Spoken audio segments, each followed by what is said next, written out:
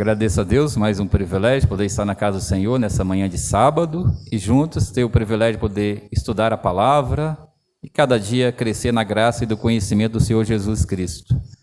E o sermão dessa manhã, o título do sermão é a restauração de Israel.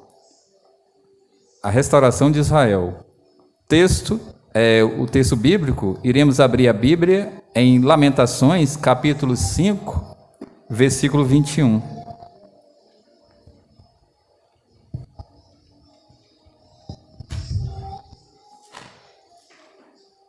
Diz: converte-nos a ti, ó Senhor, e seremos convertidos. Renova os nossos dias como dantes.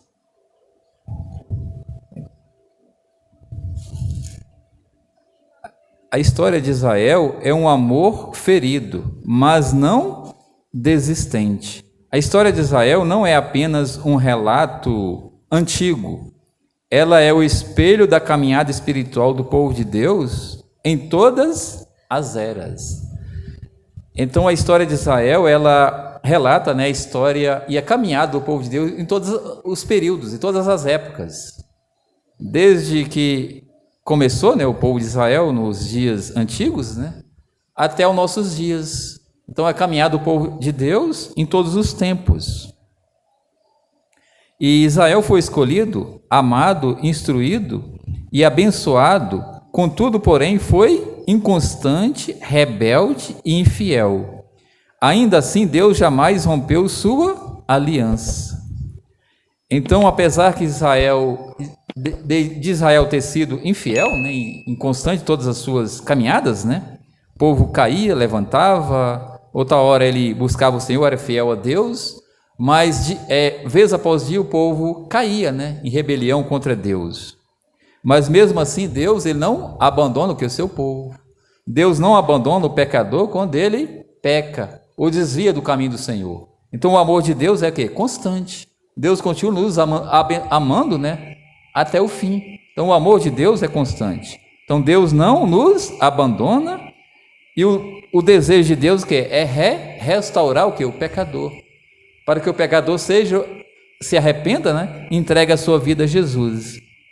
Iremos abrir aqui a Bíblia em Romanos, capítulo 3, versículo 4. Deus fala: de maneira nenhuma seja Deus verdadeiro e mentiroso. Todo homem, segundo está escrito, para seres justificado nas tuas palavras e venhas a vencer quando fores julgado. Iremos abrir aqui em Jeremias capítulo 29, versículo 11. Eu é que sei que pensamentos tenho a vosso respeito, diz o Senhor, pensamentos de paz e não de mal, para vos dar o fim que desejais. Então, aqui em Jeremias, aqui nos fala que Deus está dizendo: eu sei que pensamento tem a vosso respeito, pensamento de paz e não de mal. Então Deus ele quer o melhor para cada um de nós.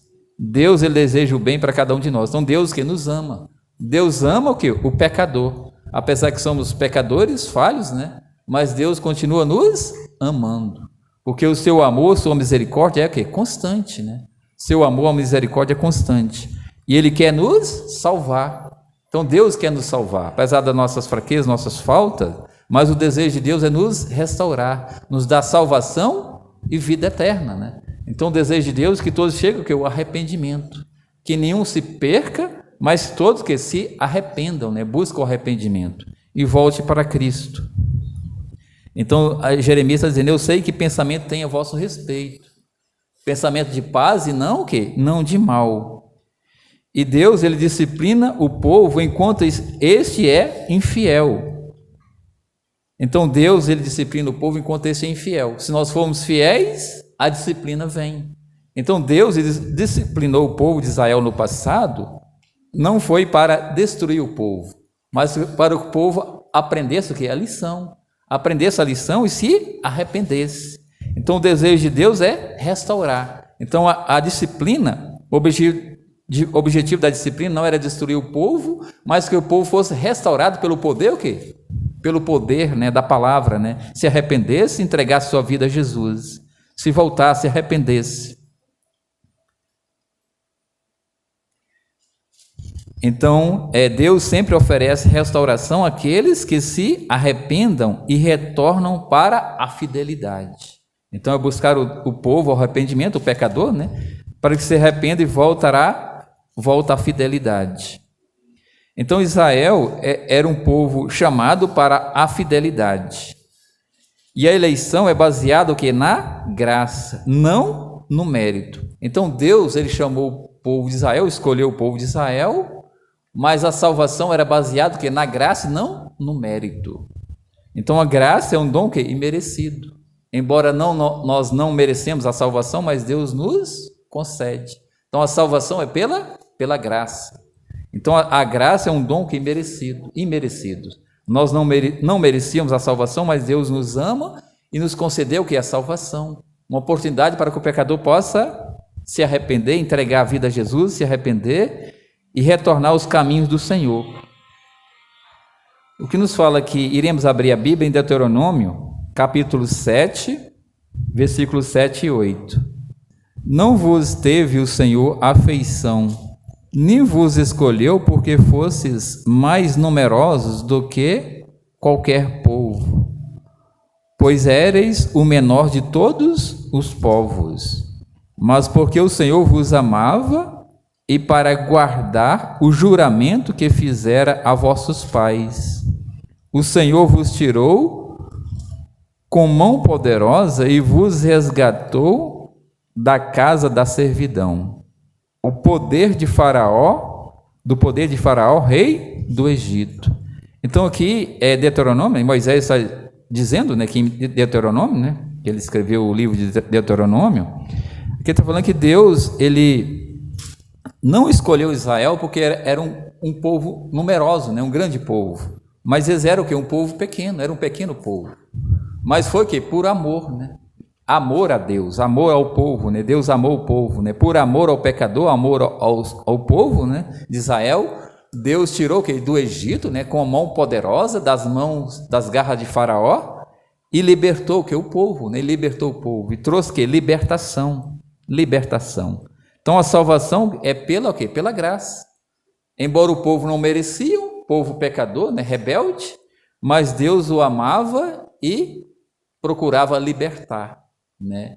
E graças também à sua aliança que Deus havia feito com os seus antepassados, né? Abraão, Jacó, Isaac. Deus é um Deus que é fiel, ele cumpre o quê? As promessas. Deus havia feito a promessa, né, de conduzir o povo para a terra prometida, e Deus sempre ele cumpre as suas promessas. E Deus também ele cumpre cada uma das promessas que Deus tem feito a nós hoje, né, através da Bíblia, da palavra de Deus, quer nos dar salvação e vida eterna. Deus ele quer nos restaurar. Então o plano de Deus é nos restaurar do pecado, né, e nos conceder salvação e vida eterna. Iremos abrir a Bíblia aqui em Êxodo 19, que nos fala aqui, Êxodo 19, versículo 5 e 6. Nos fala: agora, pois sei, se diligentemente ouvirdes a minha voz e guardardes a minha aliança, então sereis a minha propriedade peculiar dentre todos os povos, porque toda a terra é minha. Vós me sereis reino de sacerdotes e nação santa. São essas palavras que falarás aos filhos de Israel. Então Deus está dizendo, né, se vocês guardarem os meus mandamentos, né, e cumprir a minha aliança, vocês serão o quê? Nação que peculiar, né, peculiar, nação que escolhida, povo escolhido. Então Deus ele derrama as suas bênçãos, né, sempre derrama as suas bênçãos, mas a nossa parte é ser o quê? Ser fiel. Então Israel tinha que ser fiel a Deus e aos seus quê? Mandamentos. Então Deus iria trazer o povo de volta, conduzir o povo na terra prometida, derramar as bênçãos, né, sobre a nação, Ali era uma terra que manava leite e mel, uma terra fértil, né? Terra boa, terra fértil. Mas para que o povo pudesse continuar tendo posse, né, da terra, manter a posse da terra, ele tinha que ser fiel e cumprir a aliança que Deus havia feito com eles, né? Então a bênção de Deus, né, sempre são para que são o quê? Para os fiéis, né? Obediência à palavra de Deus. Então a nossa missão é ser o quê? Obediente. Obedecer à palavra de Deus e andar nos caminhos do Senhor. Então as bênçãos são para aqueles que são o quê? Fiéis, que procuram obedecer a Deus e andar nos caminhos do Senhor e cumprir a aliança. Então, desde o chamado de Abraão, Isaac, foi separado para refletir o caráter de Deus ao mundo. Então, Deus ele chamou o seu povo, né, para refletir o caráter de Deus ao mundo. Então, a missão de Israel era para que, através de Israel, o caráter de Deus fosse transmitido às outras nações, né? Então, o objetivo de Deus ter escolhido Israel como nação foi para dar testemunho para outras nações, né? Para pregar o evangelho, para levar o quê? A missão, levar a mensagem. Então, esse era o plano de Deus, né? E o plano de Deus hoje, para nós como igreja, é levar o quê? A missão, é pregar o evangelho, é refletir o caráter de Deus para outras pessoas, né, através de nós, né, do nosso testemunho, da nossa maneira de andar, de falar, de relacionar com as pessoas, né, o bom testemunho, refletir o quê? O caráter de Deus e pregar o evangelho. Então essa era a missão. Então a missão é sempre a mesma. A missão que Deus passou para Israel desde o início, né, era para representar o caráter de Deus, pregar o evangelho, e também a igreja hoje nós temos a mesma missão, de levar a mensagem, de pregar para outras pessoas e refletir o caráter de Deus aqui na terra. É dar um bom testemunho que é da palavra de Deus. Então o cristão deve ser o quê? Diferente, né? Tem uma maneira de viver diferente, né? No relacionar com as pessoas, no trato às pessoas, no relacionamento com as pessoas, o testemunho, né? A maneira de andar, de falar, de relacionar com as pessoas, isso vai impactar a vida das pessoas, o testemunho, né? Então a primeira aparência é que fica, né? O testemunho.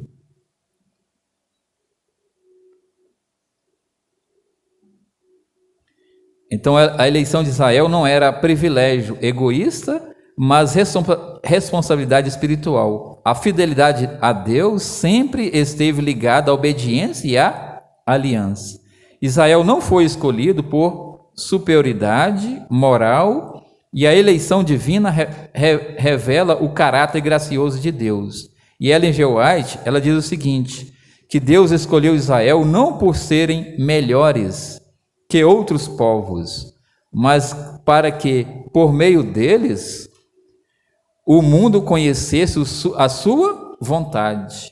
Está em Profetas e Reis, páginas 15.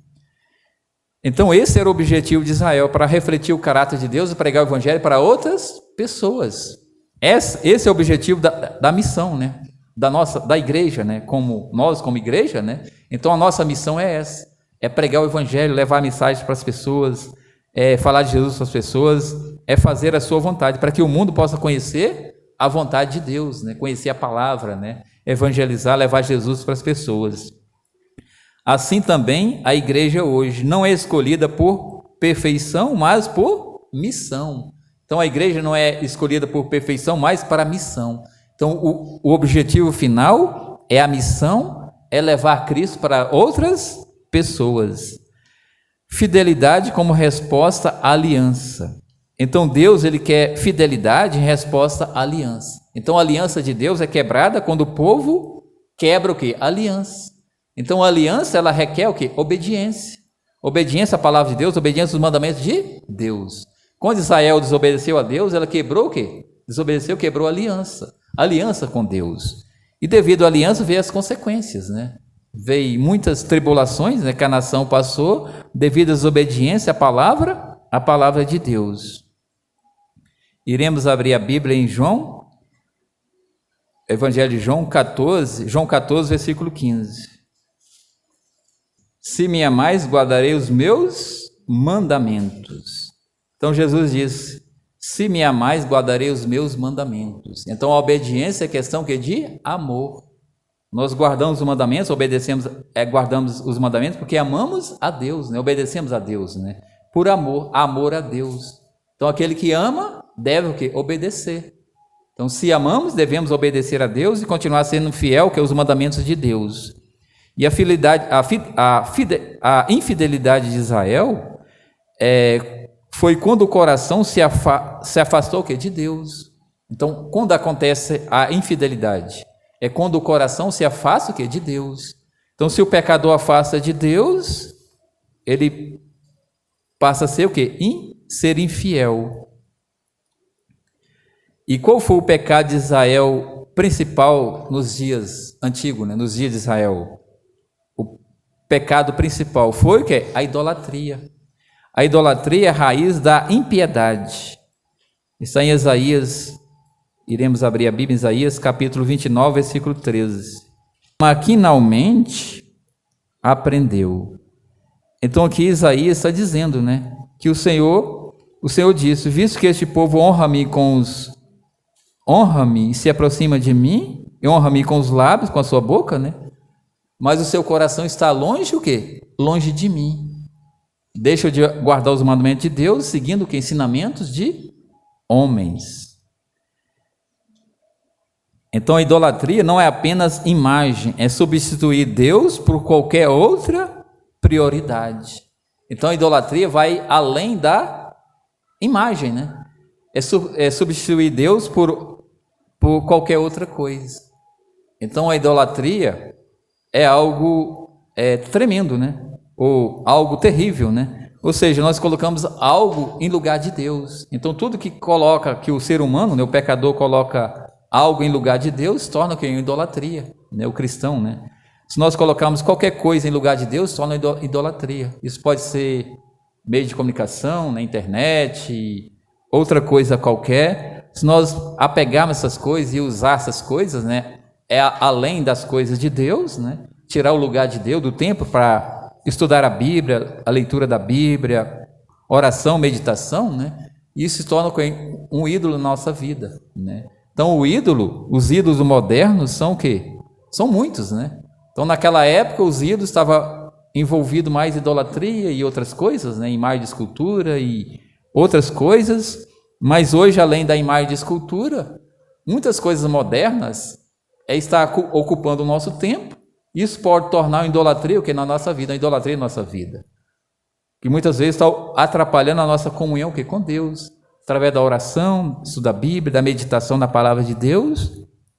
Isso acaba atrapalhando a nossa comunhão, o quê? Nossa comunhão com Deus. E Ellen G. White, ela diz o seguinte: tudo aquilo que nos separa de Deus torna-se um ídolo. Ela escreveu em Caminho a Cristo, né? Página 44. Então, tudo aquilo que nos afasta nos separa de Deus, torna-se um ídolo. E consequências espirituais e históricas. Iremos abrir aqui a Bíblia em 2 Reis, capítulo 17, versículo 23. 2 Reis 17, 23.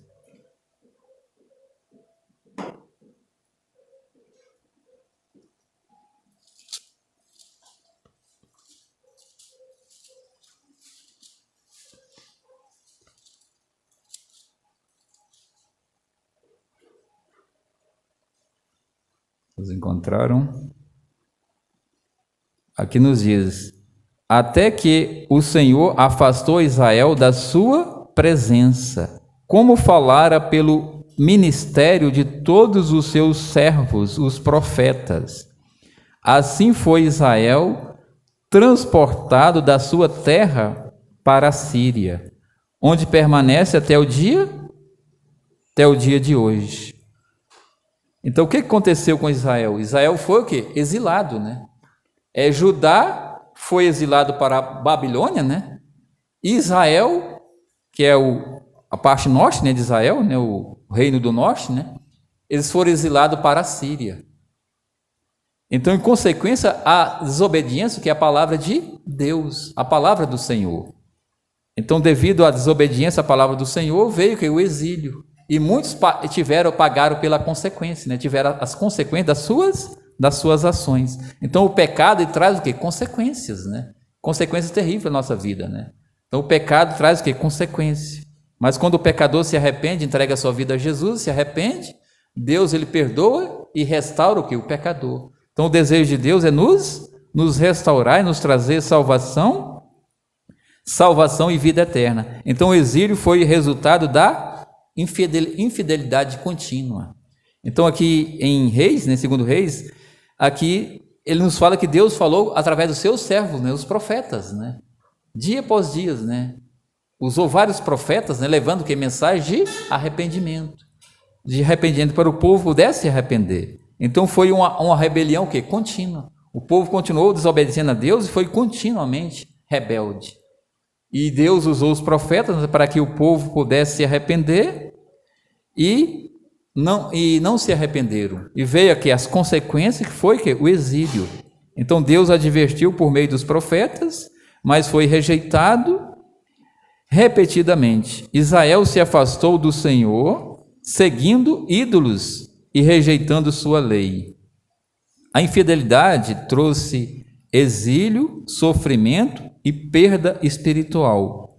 Contudo, o castigo não era destruição, mas correção amorosa. Então, o castigo não foi o quê? Destruição, mas correção amorosa. Então, a consequência do castigo, né, do povo ter ido para o exílio e ter ido da sua terra para outra terra, né, sendo exilado, né, foi para que o povo pudesse se arrepender, fosse uma correção que é amorosa. Então Ellen G. White diz que Deus não abandona seu povo por causa de suas faltas, mas procura levá-lo ao arrependimento por meio da disciplina. Profetas e Reis, página 545. Então o objetivo do exílio foi para que o povo pudesse se arrepender, né? Então foi necessária, foi uma disciplina necessária para que o povo pudesse reconhecer a Deus como Criador e se arrependesse e voltasse para Ele novamente. Então, quando nos afastamos, Deus permite provações para nos restaurar, não para nos rejeitar. Então, o objetivo das provações é para restaurar. Então, Deus ele pretende restaurar o pecador e Ele usa as provações, né, para restaurar, trazer salvação e vida eterna. Muitos vieram para a igreja pela dor, né? Às vezes tiveram que passar pelo um presídio, né, uma prisão, ficar um bom tempo preso, né? E lá tivesse a oportunidade de conhecer Jesus, entregar a sua vida a Jesus, uma doença, né, um câncer, uma outra enfermidade, né, e através disso pudesse conhecer Jesus. Então o objetivo de Deus é sempre restaurar o pecador e trazer salvação e vida eterna. Então quando nos afastamos, Deus permite provações, mas para nos restaurar e não para rejeitar. E a rejeição da verdade sempre produz cegueira espiritual. Então, quanto mais o pecador se rejeita, né, rejeita a palavra de Deus, isso pode trazer cegueira espiritual. Então, o pecador vai ouvindo a palavra, tendo a oportunidade de ouvir a palavra sobre Jesus, a salvação, e ele não toma a decisão de entregar a sua vida a Jesus. Ele não se arrepende. Isso pode trazer cegueira espiritual. E a disciplina divina é amor que corrige. Iremos abrir aqui a Bíblia em Provérbios, capítulo 3, versículo 12. Porque o Senhor repreende a quem ama, assim como o pai ao filho, a quem quer bem. Então o Senhor repreende, né, a quem ama, assim como o pai repreende o filho. Então o pai ama o filho e ele quer o bem do filho. E por isso ele repreende o filho, porque ele quer que o filho ande em bons caminhos. Então, mas repreende com amor. E assim é Deus. Vêm as provações, as dificuldades, mas Deus quer nos restaurar, levar o ser humano ao arrependimento, para que entregue a sua vida a Jesus e se arrependa dos seus pecados. Então a disciplina não é uma vingança, é redenção. O exílio foi uma sala de aula espiritual. Então o exílio de Israel, ele foi uma sala de aula espiritual, para que o povo pudesse aprender, né? As consequências da desobediência a Deus levam os castigos, né? As consequências, tem consequência. Então, nossas ações têm consequências, né? Ou cedo ou mais tarde, Deus, as consequências podem vir. Então, Deus, ele perdoa o pecado, muitas vezes ele perdoa nossos pecados, mas ele deixa que nós arcamos com as consequências. E Ellen G. White, ela diz o seguinte, que o cativeiro foi uma disciplina severa, mas necessária, para salvar Israel da completa apostasia. Profetas e Reis, página 78. Então, a disciplina foi o quê? Foi severa, mas era necessária. Então, isso tinha que acontecer para salvar o quê? O povo da apostasia, né? Para que Israel pudesse aprender e pudesse voltar o quê? Para o Senhor. Então, Deus ainda usa crises para nos chamar de volta à fidelidade.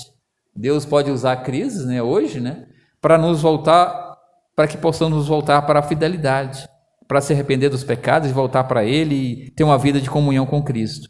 Então, a promessa da restauração Deus, ele não desiste, mas ele quer nos restaurar.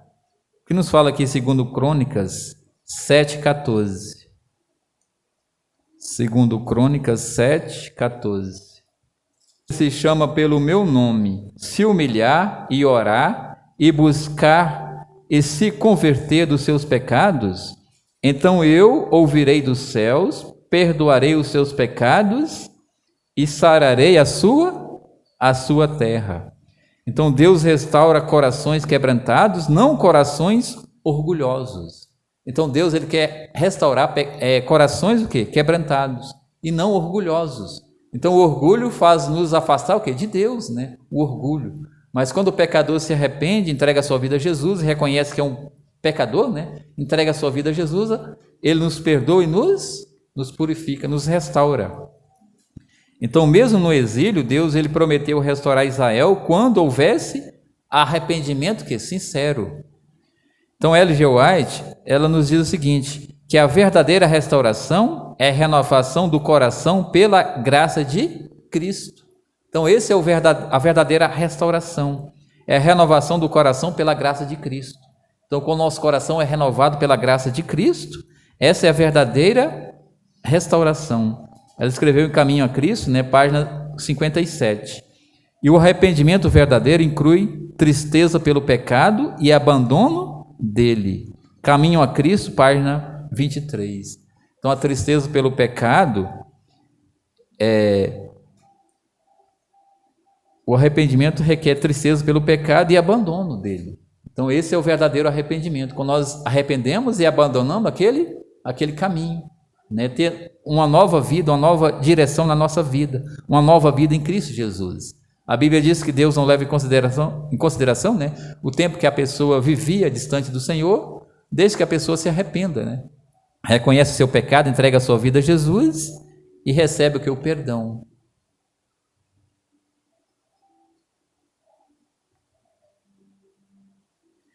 Deus, ele muda primeiro o interior, depois o exterior.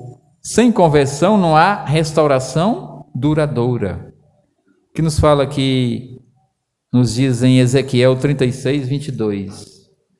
Diz, portanto, a casa de Israel, assim diz o Senhor Deus, não é por amor de vós que eu faço isto, ó casa de Israel, mas pelo meu santo nome, que profanaste entre as nações para onde foste.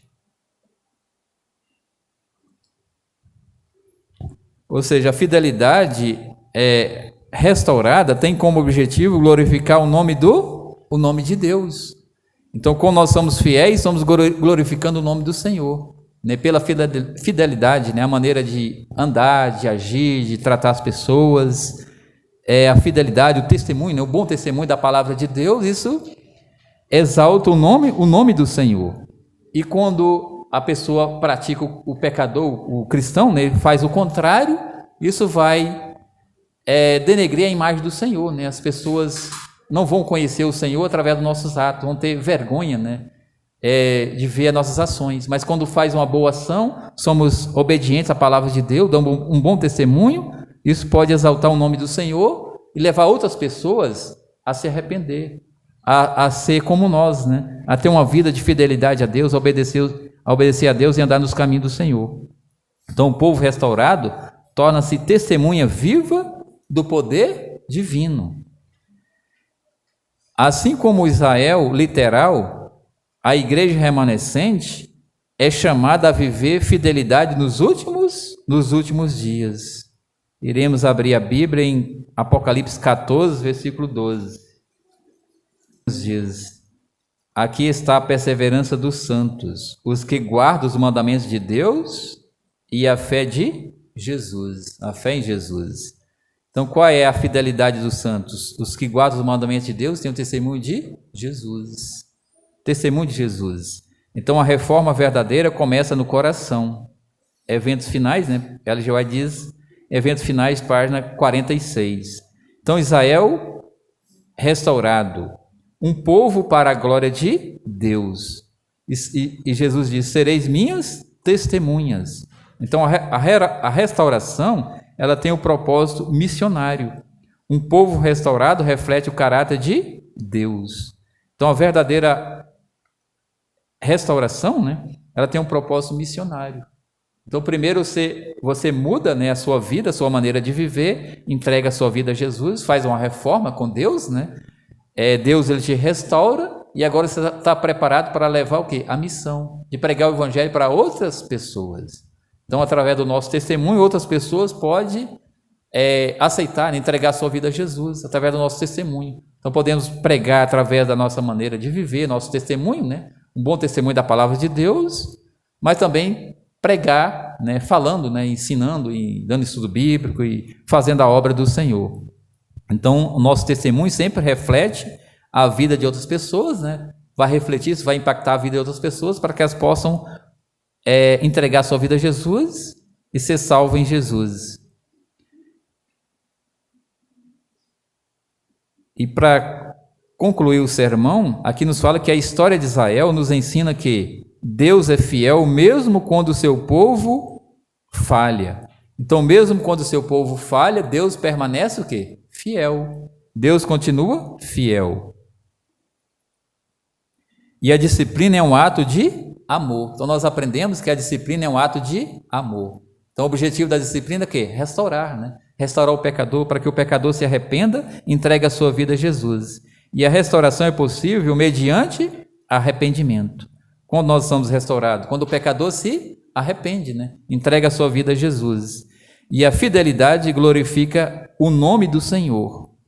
Se meu povo se humilhar e orar, então eu ouvirei dos céus, perdoarei os seus pecados e sararei a sua terra. Segundo Crônicas 7:14. E o apelo final, Deus, ele deseja hoje ainda, né? Deus ainda hoje nos chama o seu povo à restauração e fidelidade, que possamos refletir o caráter de Deus e responder, né, o chamado, assim como Israel deveria ter respondido. Israel deveria ter respondido o chamado de Deus, mas eles falharam. E nós devemos não falhar, né, e ser fiel a Deus. Então, restaura-nos, ó Deus, e seremos restaurados. Lamentações, capítulo 5, versículo 21. Então, o apelo que Deus nos faz nessa manhã é para que possamos ser restaurados pelo poder de Deus, né? Possamos reconhecer que somos pecadores, falhos, e possamos a cada dia buscar, né, a Cristo, né, através da oração, da comunhão com Deus, estudo da Bíblia, e possamos ser restaurados e, através da nossa restauração, refletir o caráter de Deus e levar a missão para outras pessoas. Que Deus continue nos abençoando. E para encerrar o culto nessa manhã, iremos... Oremos. Senhor Deus, Pai dos céus, somos agradecidos a Ti, Senhor, pelo privilégio de poder adorar, louvar Teu santo nome, por ter o privilégio de cada dia estudar a Tua palavra, que o Senhor possa continuar nos abençoando, abrindo nosso coração para entender e cada dia colocar em prática. Restaura-nos de todo pecado, nos dê força que possamos refletir o Seu caráter, possamos sair para levar a mensagem, pregar o Evangelho, levar outras pessoas aos pés de Jesus. Dê-nos um sábado de paz, abençoa durante todo esse dia, coloca a nossa vida em Tuas mãos. Prepara-nos para o teu reino. Essas bênçãos pedimos em nome de Jesus. Amém.